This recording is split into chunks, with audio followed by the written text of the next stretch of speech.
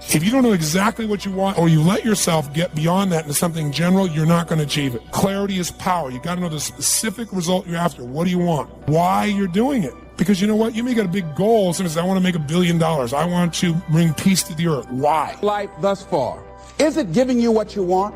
Is it giving you what you want? When you look toward the future, when you look at all that's going on out here, is there some place within yourself you say, hey, I know I need to be out there in that arena. I know I can do more than what I've been doing. Is that something that you begin to look at within yourself? See, I say if you look at your life, and if you're not getting what you want, you owe it to yourself to do something differently. If you're on a job, 85% of Americans go to jobs that they're unhappy. If you're doing something 8 hours a day that you don't like, it's not giving you what you want, it's not giving you a strong feeling of satisfaction and fulfillment.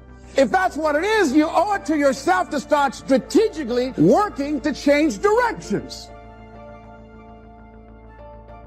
And generally, that type of circumstance is born because it's not because you don't have anybody to talk to, but can you trust them?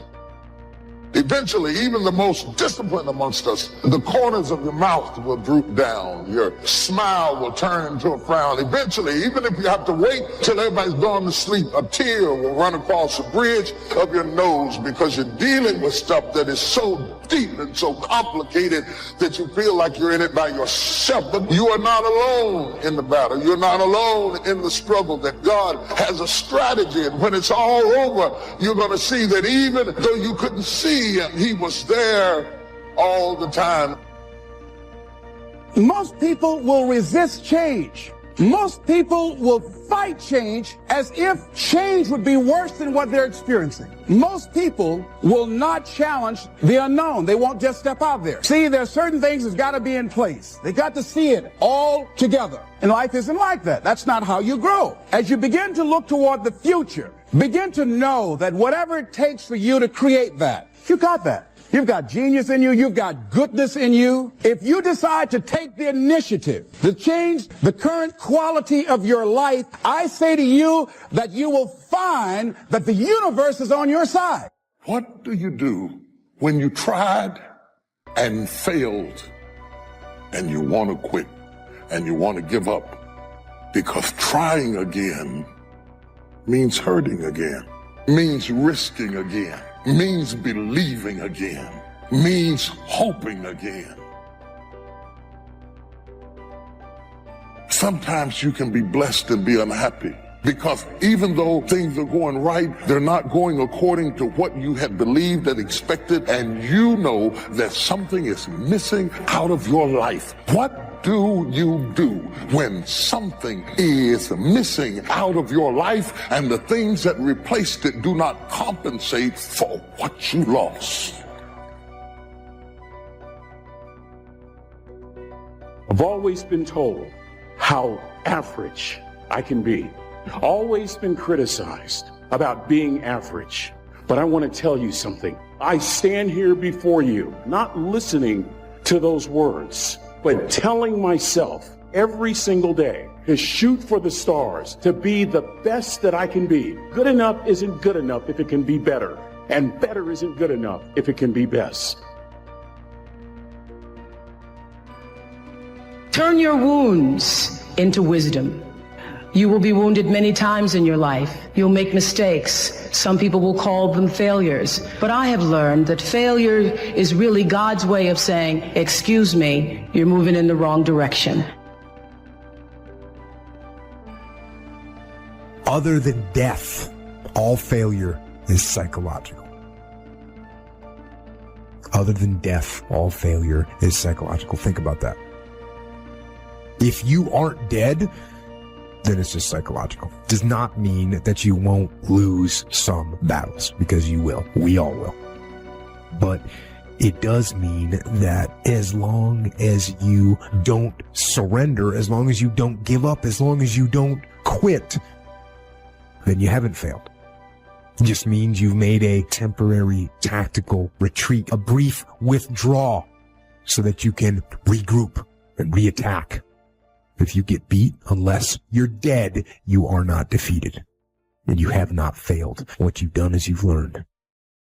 You've gained experience, and you're still alive. So get up and go get after it. We all live in this bubble. What you got to do to get the life that God wants you to have, you got to put more air in your bubble. You got to blow your bubble up. Expand yourself. Take yourself out your comfort zone. Put some more air in your bubble. If you stay in your comfort zone, that's where you will fail. You will fail in your comfort zone. Success is not a comfortable procedure. It is a very uncomfortable thing to attempt. So you got to get comfortable being uncomfortable if you ever want to be successful. People say you have to have a lot of passion for what you're doing, and it's totally true. And the reason is because it's so hard that if you don't, any rational person would give up. It's really hard, and you have to do it over a sustained period of time. So if you don't love it, if you're not having fun doing it, you don't really love it, you're going to give up. And that's what happens to most people, actually. If you really look at the ones that ended up, being successful, unquote, in the eyes of society and the ones that didn't, oftentimes it's the ones that are successful loved what they did so they could persevere, when it got really tough. And the ones that didn't love it quit. So it's a lot of hard work, and it's a lot of worrying constantly. If you don't love it, you're going to fail. So you got to love it. You got to have passion.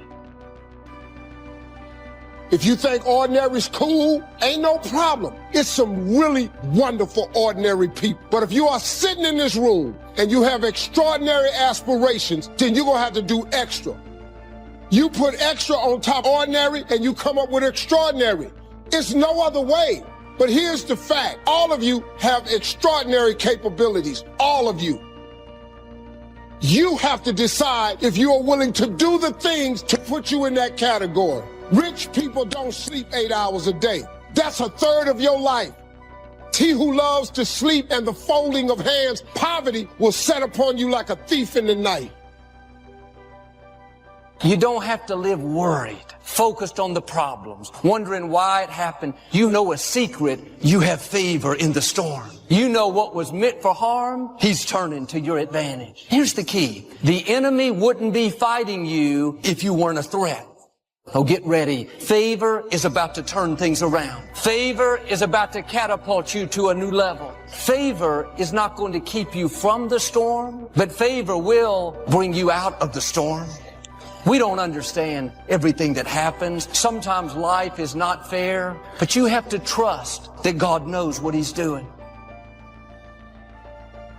This thing called life. You just don't know what the next moment will bring. But here's what I do know, and I want you to know. You have comeback power. When something happens to you, don't buy into what has happened to you. Buy into, I'm getting up out of here. I'm going to change this situation. This does not work for me, and I don't have the luxury of being depressed and angry. I need to clear my head. This is no time to do something stupid, like hurt yourself. No. So get serious about your goals, business goals, financial independence goals, family goals. I mean, there's so many things to work on this. And if you don't get busy and work on it, sure enough, the time will pass. And sure enough, 5 years from now, you'll wind up where you don't want to be, wearing what you don't want to wear, driving what you don't want to drive, being what you don't want to be. Now's the time to fix it. Your goals are affecting you, whatever they are. Your goals affect your attitude, personality. All day long, we're being affected by our goals. You got to clear your head so that the decision that you make represents the best in you. People who don't stop to clear their heads, they react. They don't respond. Be still and know that you're going to get through this. You're going to get through this. And you don't want to be radical. You don't want to be erratic. Just be still and know, I'm going to get through this. You got to assure yourself. You have to encourage yourself. You have to clear your mind. Your better future is a dream. Where do you want to go? What do you want to do? What do you want to be? What do you want to see? You've got to dream dreams. Without dreams and visions, people perish. You've got to have something to go for. Take the crumbs from starving soldiers, they won't die. Take the bread from hungry children, they won't cry. But without dreams, we all will die. You've got to dream. Don't lose your dreams. Becoming something unique on your journey here, don't lose your dream. That's long-range goals. You've got to have those. Because if you set up something short-range, go for it, get it, latch onto it, work hard, accomplish it. That starts building your strong feelings to go for your dreams. Economics plays a major role in everybody's life, which means it ought to be meticulously well planned for tomorrow. The area of life that matters clearly to all of us is time, and most people have very little mastery of this. I don't mean checking things off your list. I'm meaning squeezing out of your life what matters to you most. Your career, where is it now? Where are you financially compared to where you want to be, and especially with some of the changes that have happened in the economies around the world. And then finally, where are you in your level of sense of meaning, of contribution, and your sense of celebration in life? These are the areas that really matter most. Sit down and define what this looks like for you today. And invariably what we find out is almost everybody has some gaps. Gaps between where you are and where you want to be. And even if you've done incredibly well, I deal with some of the most successful people in the world, they're usually still happy in their life because they're hungry. They haven't lost that drive that says, look, what makes me feel alive is to know I'm growing. If my life's going to get better, I got to get better. I can't just hope it. And if my life is going to be rich emotionally, it's got to be expanding. And they know that. If you work your tail off at work to take care of your family and be the best at what you can do, your career's going really well. Isn't that the nature of human beings? To me, successful is getting to the point where you are absolutely comfortable with yourself. It does not matter how many things you have acquired. The ability to learn to say no and not to feel guilty about it, to me, is about the greatest success I have achieved. The fact that I have, in the public side, done whatever, it's all a part of a process for growing for me. But to me, to have the kind of internal strength and internal courage it takes to say, no, I will not let you treat me this way, is what success is all about. I will not be treated this way. I demand only the best for myself. We tend to focus on things we feel confident in, we know what to do in, and the other stuff we kind of hope it all comes together and try not to think about it too much, but it all affects us. You got to start with what it is you really, truly want now. You got to start with that end in mind. And then once you understand there is a gap between where you are and where you want to be, here's all we do. We believe that the most powerful way to change anything is total immersion. No matter what happens to you, it ain't over. As long as God wakes you up, that means he ain't through with you yet. And if he wakes you up, you got a shot to correct it and get it right. And he kept waking me up. So I figured, okay, God wakes you up. That also means that he has something for you that you've yet to receive. You could take my car, I could get another one. You could take my house, I could get another house. But when you take my time, you have taken something from me that is totally irreplaceable. Even if you are 40 or 50 or 60 or 70, doesn't matter. You're in the game now, and that's what counts. And all those quote-unquote wasted years, they weren't wasted because you learned. Learned about what it's like to be weak, and the knowledge that you learned about those things is fuel to make sure that it never happens again. Because you know what is out there. And you know how bad it can get. I say you embrace what you learned from the weekdays. Let them make you even stronger. And you use your own personal transformation that you've made in life. Use that to help other people transform and get on the path as well. If you know what it is to have the kind of pain that feels as if you cannot be comforted, if you know what it is to be at the end of your rope and feel like your life is over and you've got questions that cannot be answered and you're confused and you're uncertain, you need to learn this verse. They that sow in tears shall reap in joy. I will never forget there's been many opportunities in my life that I have grappled with grief and pain so unbearable and so overwhelming that I thought that I would never smile again. I've seen days that were so dark for me that I thought there could not possibly be a silver lining in the clouds that hung over my head. I've seen days and weeks and months that drugged me so low that I gave up all hope of getting up again. But in the midst of all of that despair and that trouble and that trauma and that pain, there was in the basement of my soul this one word, when. When should you start the day? As soon as you have it finished. Plan the day the best you can, leaving plenty of room for improvising and surprises and all the stuff that happens during the course of the day. But if you've planned a good, productive day, now you start that day, you can't believe how much more valuable your time will be. Next, don't start the month until you have it finished. The places to go and the people to see and the productivity and the sales and the customers and the development and all the rest of what you want to accomplish during the course of 30 days. And then here's the big one.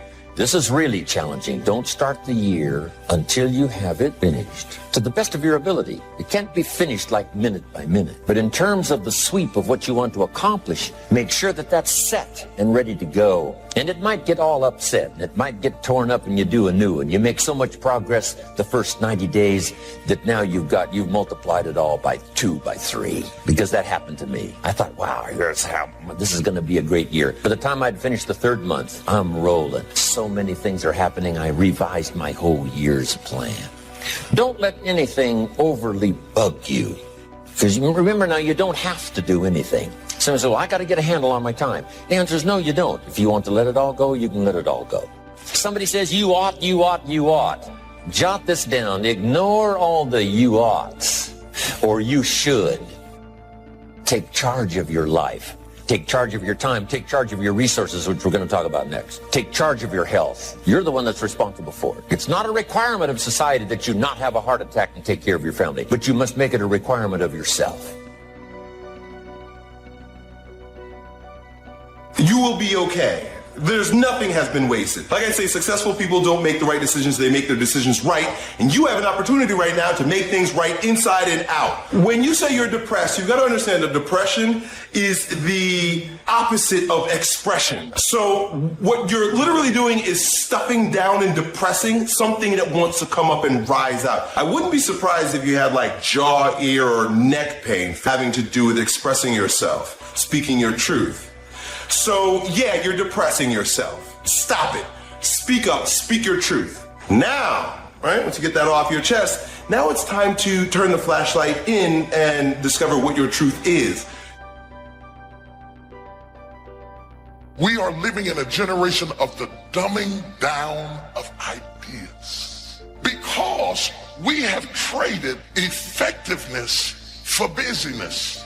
We are so busy and we think because we're busy, we're effective. But I want you to challenge your schedule for a minute and ask yourself, are you really being effective? Or is your life cluttered with all kinds of stuff that demands you and drains you and stops you from being your highest and best self? And are you substituting busyness and all the chaos that goes along with busyness from being effective? It's easy to get faked out by being busy. Guy comes home at night all exhausted, falls in the chair and says, oh, I've been going. Here's the big question. Doing what? It's not the going. Some people are going, and they're doing figure eights. So don't mistake movement for achievement. There's a lot of things you could take from me and I could make it. You could take my suit, I got another one. You could take my car, I could get another one. You could take my house, I could get another house. But when you take my time, you have taken something from me that is totally irreplaceable. We do everything except the most important thing is to value our time. It takes time to be creative. You were meant to be creative. You have creativity. If you had time, you would be creative.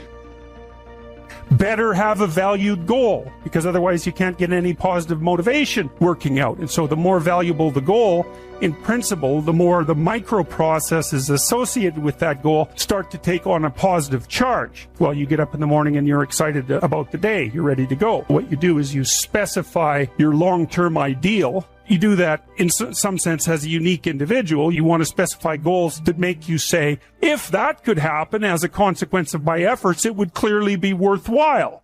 The question always is, why do something? Because doing nothing is easy. You just sit there and you don't do anything. That's real easy. And then the next question might be, well, where should you look for worthwhile things? And one would be, well, you could consult your own temperament. So you do a structural analysis of the subcomponents of human existence. And you need a family. You need friends. Like, you don't need to have all these things, but you better have most of them. Family, friends, career, educational goals, attention to your mental and physical health, etc. You know, that's what life is about. And if you don't have any of those things, well, then all you've got left is misery and suffering. So that's a bad deal for you.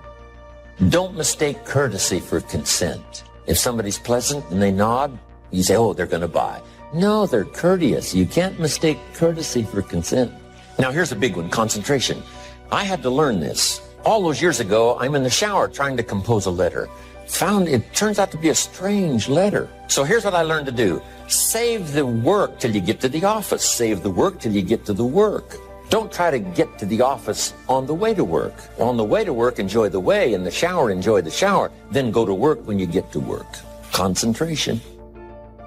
Learn to say no. I'm telling you, in such a social society we have now, it's so easy to try to be a nice person, saying yes, yes, yes to everything. Find yourself overloaded. Now you got to call and make well, gosh, you know, all the time it takes to back out of something that you said yes to too quickly. Here's what might be better. I don't think so, but if that changes, I'll call you. Little things you can use not to overcommit yourself. But once you set up that goal structure, let's say, and that's really who it is that you're trying to be, you aim at that. And then you use everything you learn as a means of building that person that you want to be. And I really mean want to be. I don't mean should be, even those things are going to overlap. That's fine, except you'll fail all the time then. You just won't know it until you've failed so badly that you're done. And that can easily happen by the time you're 40. I would recommend that you don't let that happen. Okay, so once you get your goal structure set up, you think, okay, if I could have this life, looks like that might be worth living. Anxiety-provoking and threatening, and there's going to be some suffering and loss involved and all of that. The goal is to have a vision for your life such that, all things considered, that justifies your effort. Then you turn down to the micro routines. It's like, okay, well, this is what I'm aiming for. How does that instantiate itself day to day, week to week, month to month? And that's where something like a schedule can be unbelievably useful. It's like, make a damn schedule and stick to it. It's not a bloody prison. Set the damn schedule up so that you have the day you want. That's the trick. It's like, okay, I've got tomorrow. If I was going to set it up so it was the best possible day I could have, what would it look like? How much do you love yourself? Because if you understand the value of self-love, you'll never be friends with those type of people. Most of the people out here are running around empty. They have no sense of self. No sense of self-love. When I say self-love, it has nothing to do with celebrity, money, materialistic things, and all of the things that your negative mind could probably go to. It has nothing to do with self-love. It has nothing to do with looks. Nothing to do with cars and any of the superficial things that one would assume that could make you love yourself even more. It's a matter of knowing your value. It's a matter of you saying, I don't have to be around these people in these type of environments and situations in order for me to finally see the value in myself. I love me independent of you loving me. I believe in me. I know my self-worth. I am here and I have a purpose. There is no value and having wisdom, knowledge, insight, spirituality, love, Every day, I am a work in progress. A person who can forgive nothing is a person who's totally destroyed psychologically and emotionally. Forgive your parents. Forgive any relationship that you ever had that didn't work out. Forgive everyone else in your life that has ever hurt you in any way. Forgive yourself. From my teacher, Mr. Schuff, said to me, Mr. Rohn, if you want the future to change for you, you've got to change. And he said, if you don't change, the next 6 years of your life is going to be just like the last 6. You'll still be behind on your bills. You'll still be behind on your promises. But then he gave it to me in the form of a promise. When I was 25 years old, I've remembered it all these years. Young man, if you will change, everything will change. If you will get better, everything will get better. What a clear message that was for me. He said, if you'll change your philosophy, you'll change your habits, if you'll refine your thinking, if you'll change and accept some new disciplines, if you'll turn the corner where you've been in the past, go for a new life for the future, he said all kinds of remarkable things will happen for you if you will change. Before I met Mr. Schuff, I used to cross my fingers and say, I sure hope things will change. I was hoping the government would change and the tax structure would change and that my boss would change and pay me more money, this would come down. And I was hoping that circumstances would get better. And then I discovered from my teacher that those things are going to continue the same. In fact, all of those things that happen to us is kind of like the wind that blows. But we must not leave our future just to the wind, just to the economy, just to the structure of the way things are happening today. Here's what we must learn to do, and that is set a good sail.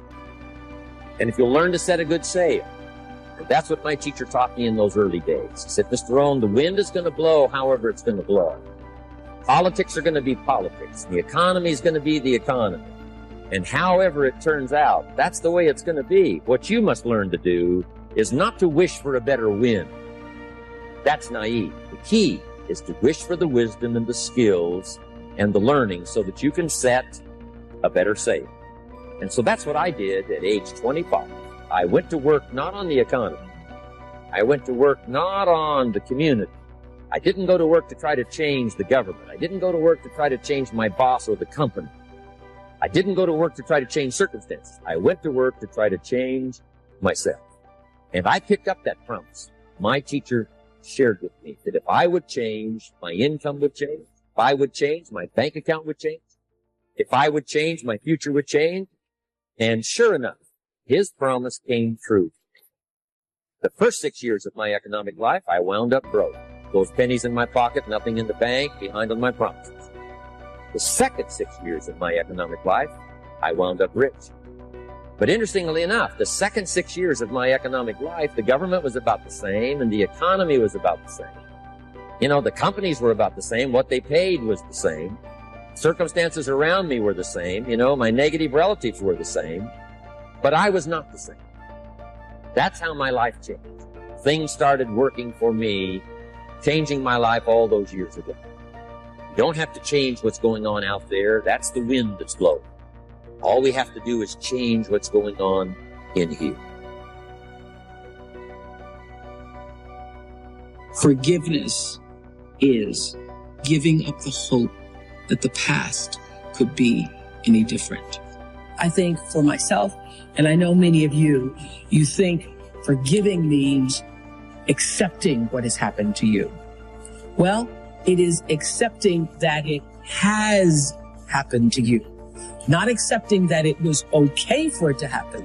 It is accepting that it has happened, and now what do I do about it? Forgiving is giving up the hope, not holding on, hoping, wishing that it could have been any other way than it actually was. Giving up the hope that the past could be any different. And when I got that, I think it took me to the next level of being a better person, because I don't hold grudges for anything or any situation, and neither should you. It's letting go so that the past does not hold you prisoner, does not hold you hostage.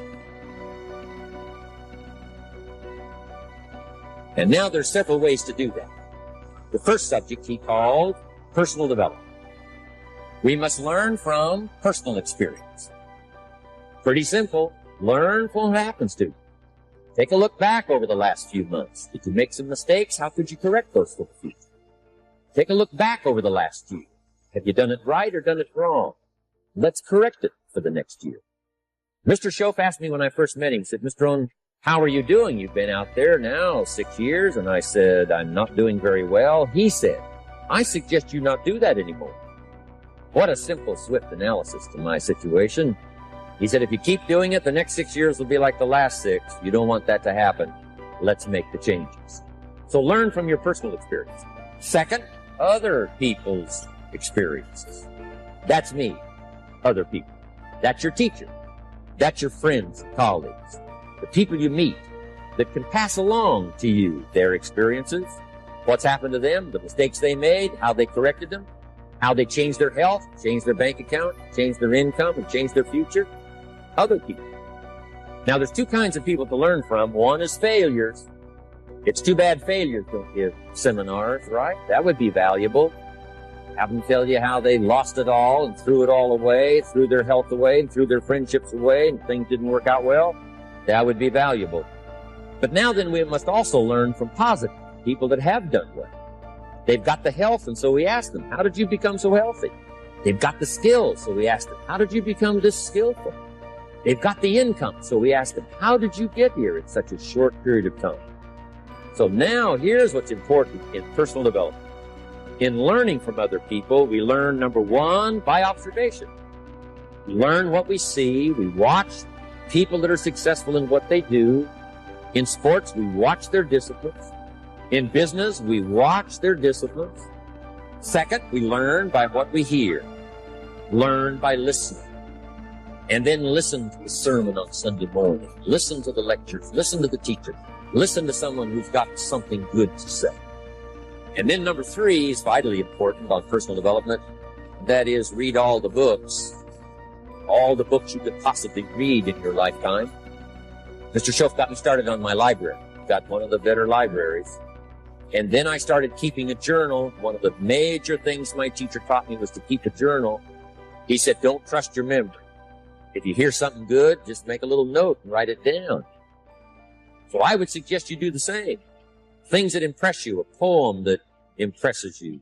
When you attend a class, some of the ideas that impressed you, jot them down. You read something in a magazine, right? Some ideas. Take those out, put them in your journal. Keep a good journal the rest of your life.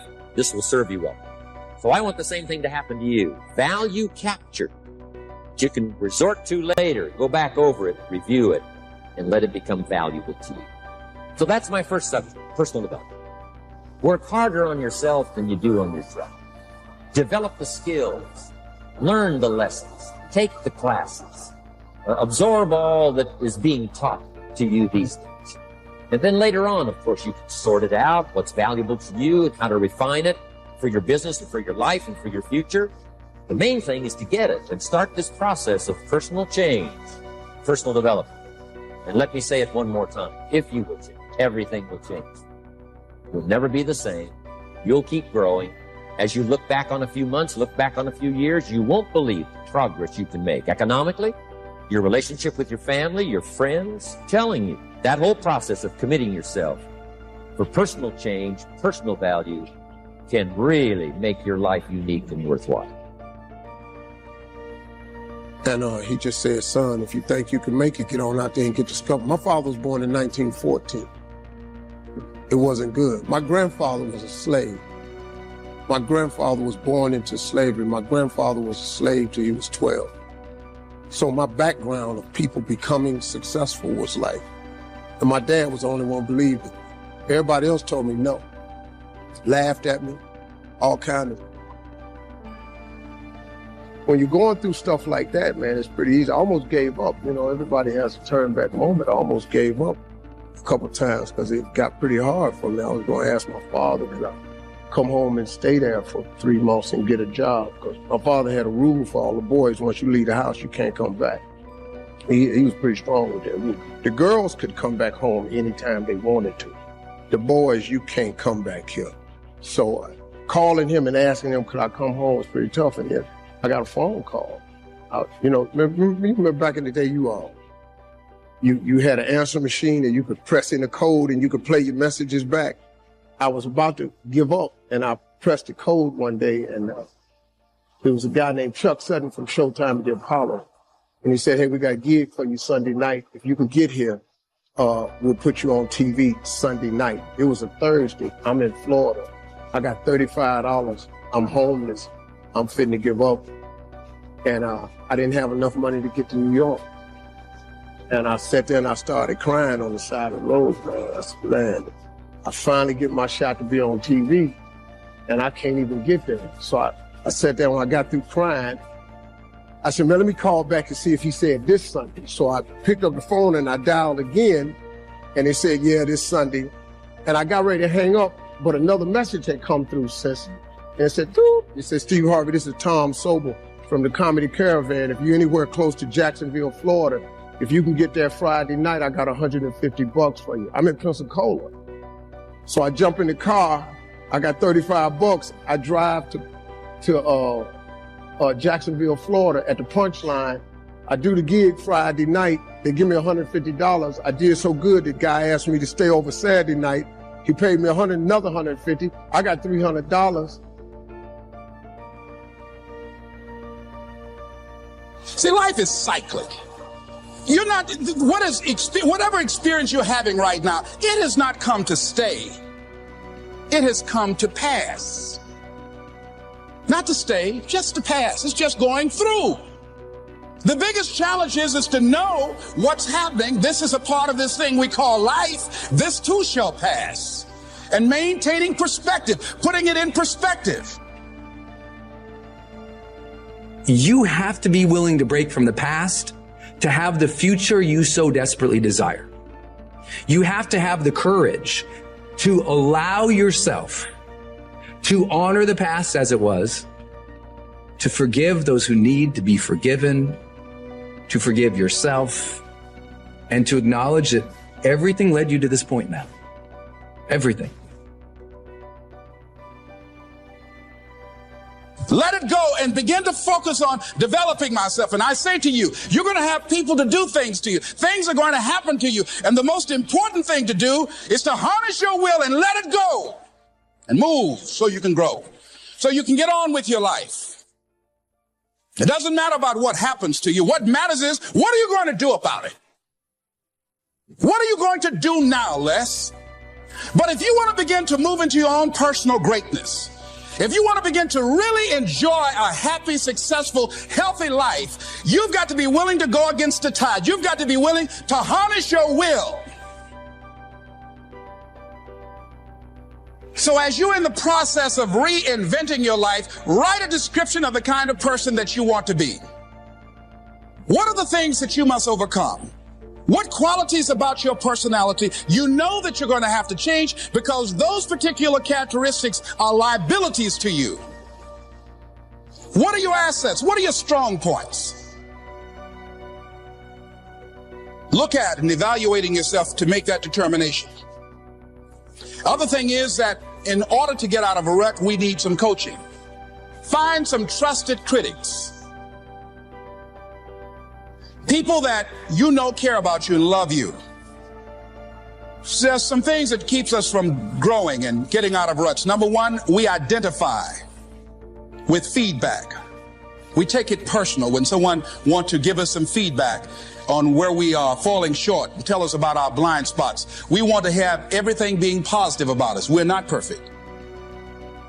It hurts. I have a friend who's a trusted critic. I don't like him, but I love him. He doesn't tell me the things I want to hear. He tells me what I need to hear so I can grow. It hurts. It hurts when he put me on the hot seat. I can't stand it. But that's the only way that I can grow. And I'm glad that he loves me enough to risk our friendship to tell me what I need to hear, not what I want to hear.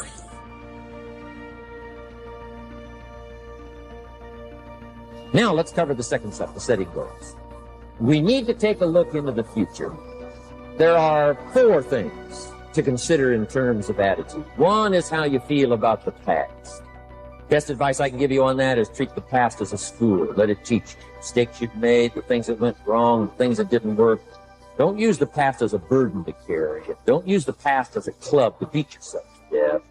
Past losses, past failures, past mistakes. But let the past be a school. Tough school maybe. We've all been through some tough stuff.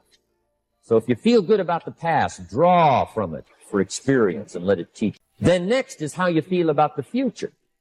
We've got to have the future well designed. The future is called the promise. The promise of the future can be an awesome force. Designing the future. There's 2 ways to face the future. One is with apprehension, and the other is with anticipation. I promise you, in my travels around the world, most people face the future with apprehension. And here's why. They don't have it well designed. They've sort of left that up to someone else to fix. But here's the best way to face the future, with anticipation. You can face the future with anticipation if the future is clear, if the future is well designed. In setting goals, it's very simple. Number 1, decide what you want. You just take a little time. You sit down and say, what do I want? What kind of skills do I want? What kind of income do I want for the future? Where would I like to go? Places I'd like to visit. Habits I'd like to acquire. Skills I'd like to have. Economics? Friendships? People you'd like to meet? When you've thought about what you want for the future, make a list. If the future gets clear, the price gets easy. Because you got to remember, for every promise, there's a price to pay. Everybody's got to pay the price. Everybody's got to do the deal. Everybody's got to do the disciplines. But here's what I've discovered. If the promise is clear and powerful, the price is easy. The price is some classes. The price is a few books. The price is a few disciplines. The price is finding something that'll make your life better, make you grow, make you change, make you develop. So the first part of the key is to design the promise. Then, what is the price to pay? I'm telling you, the price will be easy. No matter where you are, where you come from. Color doesn't matter, religion doesn't matter, where you grew up doesn't matter, circumstances don't matter. I'm telling you, if you'll make the promise of the future clear for yourself, all of the values of life that you could possibly want, be serious about it. I promise you it's an easy price to pay. Anybody can pay it. The best advice I can give you is, if I can do it, you can do it. Farm boy from Idaho, raised in obscurity. I changed my life, turned it upside down, turned it all around, found economics, found future, found promise, and if I can do it, you can. So, start setting your goals and see if you can't get a better excitement going for the things you want to accomplish for the future. One of the major reasons for setting goals is for what they make of you in achieving. My teacher advised me when I first got started at age 25, he said, Jim, why don't you set a goal to become a millionaire? I'm here to help you. And he said, here's why. For what it will make of you to achieve. I'm telling you, that statement changed my life. Set the kind of goals that will make something of you to achieve it. He said, now, once you become a millionaire, what's important is not the money. It isn't important. He said, you could just give the money away. Now, I did better than that. I lost it all. By the time I was 31, I was a millionaire. By the time I was 33, I was broke. But when I lost all my money, guess what? I found out Mr. Schofer's right. What was valuable was not the money. What was valuable was what I became to earn the money. The skills I had, the knowledge I had about the marketplace, the values that I had going for me. They were more valuable than the money. And here's an important statement to remember. It's not what you get that makes you valuable. It's what you become. So part of the key here is to set the kind of goals that will make something of you. Don't set them too low so that you don't have to grow and you don't have to read and you don't have to try and you don't have to stretch. Don't set them too low. And then don't sell out. Don't go for something that's going to cost you your virtue or cost you your values or sell out your principles. There's a good middle road here to follow. Goals that will inspire, goals that will help you grow, change, develop, and become better than you. High performers are not dissatisfied strivers. They're not. They're happy. High performers are happier than their peers. We all believe that to get the top, it's going to be lonely at the top. And we all believe you have to grind and kill yourself to get there. Yeah. And that's completely wrong. And the data proves it worldwide, which is, I think, just overcoming a lot of people's biases about how we work today. Because right now, especially today, like, grind on social media is so popular. Or hustle. And by the way, none of the top 15% of high performers worldwide identify with those words. They literally don't. We asked them, we did a whole keyword analysis. Yeah. This was actually pretty cool. And high performers explicitly say, these are the 3 driving feelings. If we said there was a high performance state, it's driven from these 3 things. Number 1, full engagement. Yes. Number 2, joy. Yes. And number 3, confidence. Yes. That's what they relate with. Okay. That's where it's coming from. It's a joyous journey, not a dissatisfied one. And I have this conversation in the book, because I'll kind of maybe frame it this way.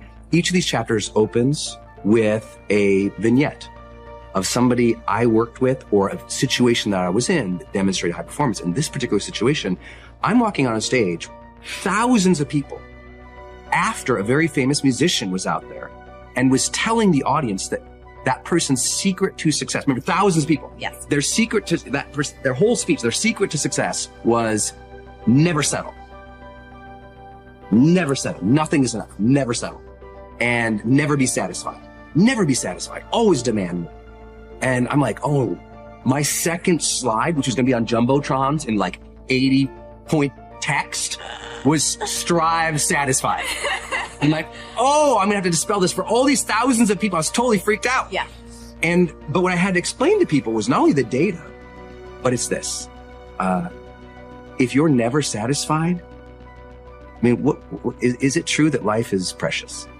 If it's true that life is precious and you could be gone tomorrow, do you really want to think, you know what? I just never felt fulfilled.